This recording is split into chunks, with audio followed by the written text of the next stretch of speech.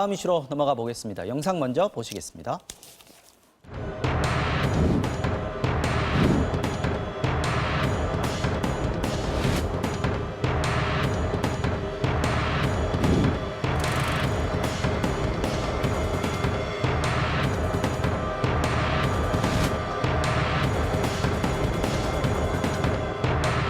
매년 30년 가까이 저희가 3년치밖에 못 봤지만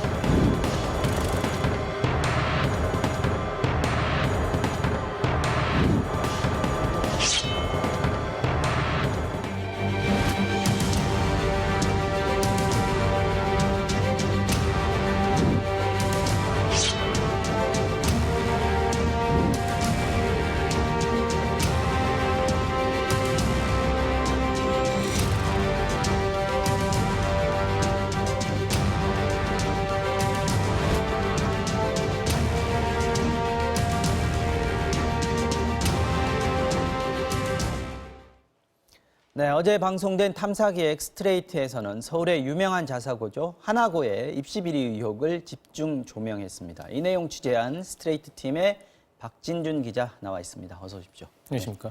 어제 방송 잘 봤고요. 네. 자, 하나고 입시 비리 의혹 이거는 꽤 오래 전에 불거졌었고요. 검찰 네, 수사도 이루어졌었는데 네, 끝이 났었어요. 근데 이 부분을 다시 한번 들여다본 이유가 있습니까? 2015년에 이제 문제 제기가 됐고 많은 의혹들이 제기됐습니다. 네. 그런데 검찰에서 제대로 수사하지 않았다. 그런 의혹들이 다시 불거지고 있는 상황이고요. 그때 무혐의로 종결이 된 거죠. 맞습니다. 네. 그런 의혹들이 불거지면서 다시 수사를 해야 된다라는 문제 제기를 또 한 시민단체가 하고 나서면서 네. 관심을 받고 있는 겁니다. 앞서 영상에서 보면은 하나고를 MB 기족 학교다, 또 고등학교계의 하버드다 네, 이렇게 그렇습니다. 얘기를 한다고 하는데 왜 네. 이렇게 불리는 겁니까? 뭐 유명한 건 알고 있습니다. 네. 고등학교 이제 진학하는 학생을 둔 이제 부모님이시라면 한 번쯤은 들어보셨을 것 같은데요. 그럼요. 네. 전교 1, 2등을 다툰 학생들도 들어가기 힘들다라고 할 정도로 소문이 나 있습니다. 또 한 해에 서울대 합격자만 50에서 60명 정도, 네. 그러니까 서너 명 중 한 명은 서울대 간다고 할 정도로 유명한 학교입니다. 이 하나고는 2010년 이명박 정부 당시에요. 네. 개교한 그 자율형 사립 고등학교입니다. 그 MB와 친분이 두터운 것으로 알려진 하나금융그룹의 김승유 회장이 당시 하나학원 이사장으로 취임을 하고 네. 그러면서 설립하게 됩니다. 특히 이제 서울 은평 뉴타운의 핵심 입지에 이 하나고등학교가 자리 잡는데 네. 그때부터 특혜 논란이 불거지기도 했습니다. 네. 뭐 학생들이라면 또 학부모들이라면 이 하나고에 들어가고 싶어하는 분들이 그렇습니다. 많이 있을 겁니다. 예. 들어가기가 그만큼 어렵고 또 아까 말씀하신 대로 성적 좋다고 해서 또 들어갈 수 있는 학교도 아니에요. 네, 그렇습니다. 그런데 여기서 입시 비리 의혹이 나왔다 하는 거지 않습니까? 예. 굉장히 많은 자료들이 좀 나와 있던데 네. 어제 방송을 보면요. 어떤 거였습니까? 그렇습니다. 저희가 이제 채점표, 다양한 채점표, 평가표들을 좀 입수를 했는데요. 네. 이제 화면에 나오겠지만 보시는 것처럼 2014학년도 1학년 편입 전형에 지원한 학생들의 이게 채점표입니다. 평가자들이 이제 직접 손으로 수기로 채점을 기록한 채점표인데요. 근데 이상한 점은 평가자가 쓴 점수하고 네. 그다음에 컴퓨터에 입력된 점수가 서로 달랐다는 겁니다. 특히 일반 전형에 최종 합격한 한 여학생은요. 면접관이 손으로 준 점수보다 컴퓨터에 입력한 점수가 3점이나 더 높았습니다. 다른 이럴 수 학생 있나요? 예. 네. 3점이나 더 높았고요. 다른 학생들 점수도 마찬가지였는데요. 네. 나중에 컴퓨터로 입력했다는 점수 파일과 면접관이 채점표로 그 점수를 한 그 점수와 다 달랐습니다. 또 이뿐만이 아니라 김양의 서류 전형 내신 성적 채점표를 또 봤는데 납득이 안 되는 또 대목이 있었습니다.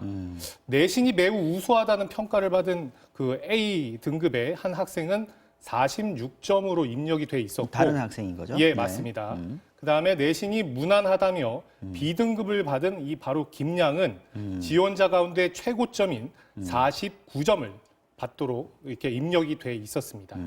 이게 그러니까 편입 전형이네요. 2014학년도 1학년 편입 전형. 맞습니다. 2학기 때 들어갔다는 얘기죠. 맞습니다. 신입생만 받는 게 아니라 편입 시험도 있네요. 맞습니다. 예. 그런데 여기서 아까 말씀하셨던 그 약간 이상하게 해서 점수가 더 높게 나왔던 김양. 네. 이 김양이 누구냐 알아봤더니 동아일보 김재호 사장의 딸이었다라고 보도가 됐습니다. 예, 그렇습니다. 네. 저희가 만난 이제 하나고의 선생님을 통해서 확인한 사실인데요. 이 선생님이 바로 김양의 담임 선생님이셨습니다. 네. 이 선생님이 이제 지인으로부터 직접 전화를 받았는데 이번에 편입생으로 간 김 모양이 있는데 좀 잘 봐달라라는 전화를 수차례 받으셨다는 겁니다. 네. 근데 그래서 이 선생님이 이상해서 이 김양이 누구냐 물어봤더니 바로 동아일보 사장의 딸이라는 말을 들으셨다는 겁니다. 이한동 전 총리의 외손녀 맞습니다. 가 되는 거죠. 예. 근데 김재호 사장의 딸이기 때문에 지금 더 특혜 의심을 받는 거 아닌가? 원래 공부를 잘했을 수도 있지 않습니까? 물론 그렇습니다. 네. 공부를 잘해서 붙었을 수도 있습니다. 그건 얼마든지 저희가 추측을 해볼 수도 있고 그렇다면 이런 문제가 계속 불거지는 게 김양 입장에서는 억울할 수도 있습니다. 그렇죠. 김재호 동아일보 사주의 딸이기 때문에 나를 계속 이렇게 공격하는 거 아니냐 이런 얘기들을 할 수 있어요. 그렇죠. 내가 공부를 잘하는 학생이라면. 근데 저희가 본 채점표로만 봤을 때는 네. 이상한 점이 있다는 겁니다. 그래서 제대로 규명할 필요가 있다고 말씀을 드리는 거고요. 문제는 이 김양뿐만이 아니라 다른 시기에 편입한 또 두 학생이 있었는데 이 두 학생의 채점표를 보니 역시 이상했습니다. 1, 2차 전형에서 이제 채점이 끝났는데도 네. 또 가산점이라고 해서 1점을 더 줍니다. 지금 표에 나오고 있죠. 전형위에서 주게 돼 그렇습니다. 있네요. 그래서 이 점수, 그러니까 이 학생은 이 받은 1점 때문에 네. 최종 합격을 하는데요.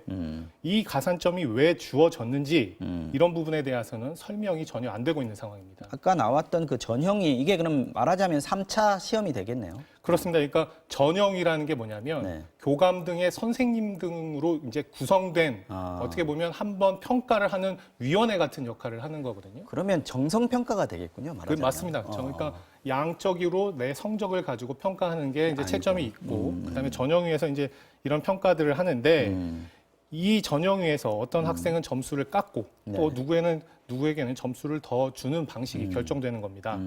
근데 문제는 그 네. 기준이 없고 모호하다는 데 있습니다. 구체적인 기준이 없는데도 바로 이 전형위가 점수를 줌으로써 최종 당락이 결정되는 직결적인 그 해당이 되는 건데요. 네. 2013학년도에도 최종 합격자의 총점을 네. 저희가 일일이 이제 서류를 보면서 검토를 해봤는데 총점이 81.6을 맞은 여학생 5명이 불합격을 했습니다. 근데 이상한 거는 이보다 낮은 점수를 받은 그러니까 점수가 80.23 총점이 되겠습니다. 총점이 80.23을 받은 학생들 6명이 합격을 했는데요. 이 학생들은 모두 남학생이었습니다. 점수가 높은 여학생 5명은 여학생이었고 네. 점수가 그보다 낮았는데 합격한 6명은 남학생이었다. 남학생이었다. 그러면 비율을 맞췄다, 성비를 맞췄다 이런 얘기가 되겠군요. 그렇게 추측이 되는 겁니다. 근데 일반적으로 점수가 점수대로 성적대로 뽑는다면 이런 일이 있을 수 없는 건데요. 그런 일이 있다. 뭔가 이상하다고 저희가 추측을 할 수 있는 알겠습니다. 성적 조작으로 뭐 특혜나 불이익을 받은 학생이 한두 명이 아니다 이렇게 볼 수 있을 텐데 교육청 감사 관계자 말을 한번 들어보겠습니다. 매년 30명 가까이 저희가 3년치밖에 못 봤지만 안 본 부분도 3년 동안 그랬다면 그 전해에도 당연히 그런 게 반복됐을 거라고 저는 추정을 하고요. 뭐 하나고등학교가 워낙 또 가기 힘든 학교니까 그렇습니다. 그만큼 학부모들도 많이 지켜보고 있지 않겠습니까? 입시 과정이 그만큼 더 철저해야 될 텐데 지금 학교 측에서는 지금 나오고 있는 이런 의혹들에 대해서 네. 어떤 입장을 가지고 있습니까?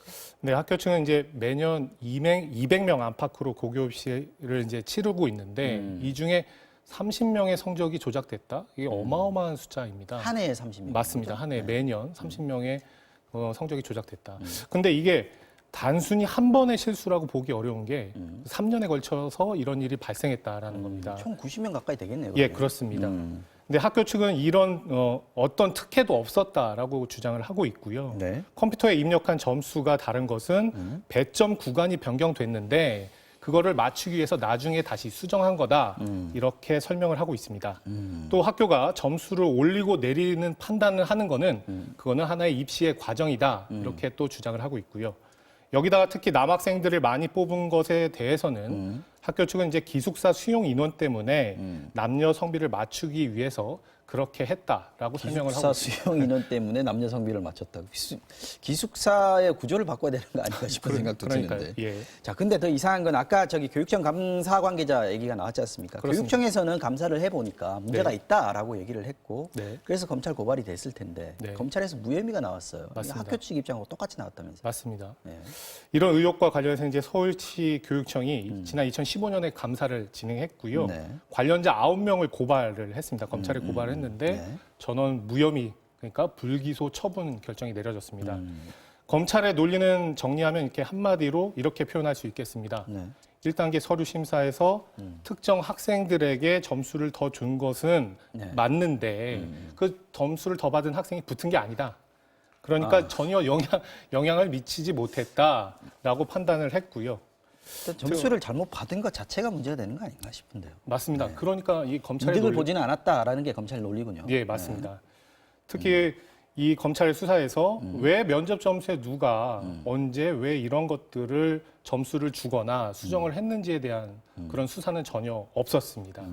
특히 그 흔한 압수수색이나 뭐 계좌 추적, 네. 소환 조사 이런 것들 전혀 이루어지지 않았고요.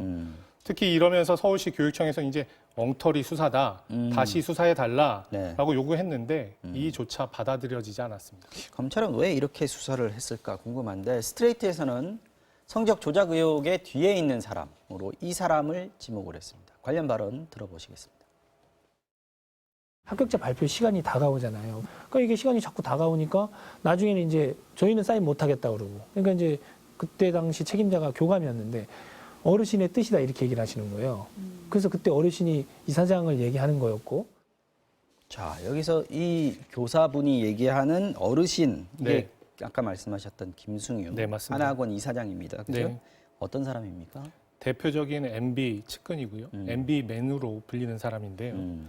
이명박 전 대통령과 고려대 경영학과 6.1학번 동기입니다.